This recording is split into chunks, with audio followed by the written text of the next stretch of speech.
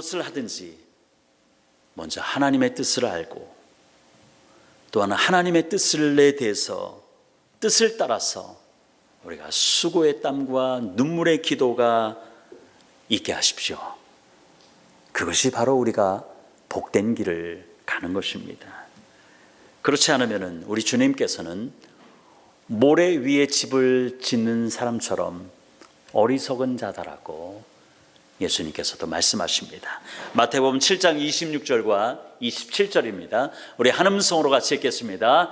나의 이 말을 듣고 행하지 아니하는 자는 그 집을 모래 위에 지은 어리석은 사람 같으리니 비가 내리고 창수가 나고 바람이 불어 그 집에 부딪힘에 무너져 그 무너짐이 심하니라. 아멘. 이것이 우리가 기도하고 기도를 통해서 하나님의 뜻을 묻고 하나님의 뜻이 내게 주어졌을 때, 깨닫게 되었을 때 우리는 그 뜻을 붙잡고 수고의 땀, 수고의 눈물을 흘려야 하는 것입니다. 하나님의 말씀은 성도가 있어야 될 자리, 성도가 가야 될 방향을 가르쳐 줍니다.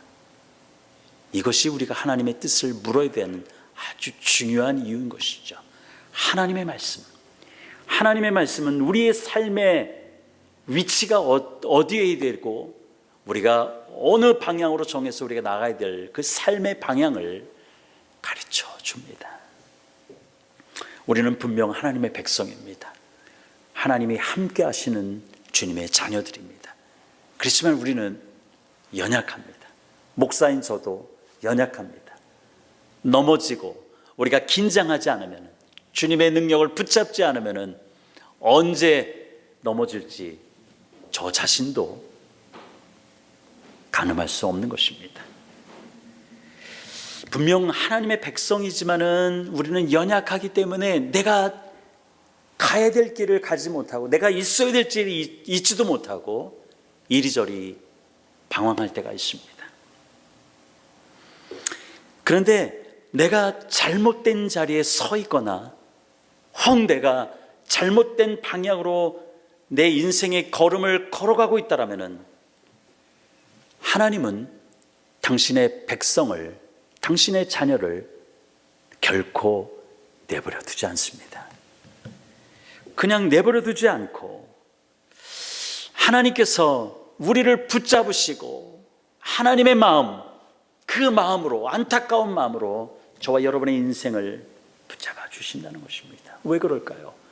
우리가 연약하고 넘어질 만한 그 가운데서도 하나님께서 그냥 방치해두지 않고 내버려두지 않고 고와 같이 버려두지 않고 우리로 하여금 다시 얘야 그 길이 아니란다, 거기가 너가 서 있는 자리가 아니야 라고 하나님께서 말씀해 주시는 이유가 뭘까요? 그것은 바로 연약한 저희들, 부족한 저희들이지만은 여러분 한 사람 한 사람을 통해서 하나님께서 이루고자 하시는 꿈이 있다는 것입니다.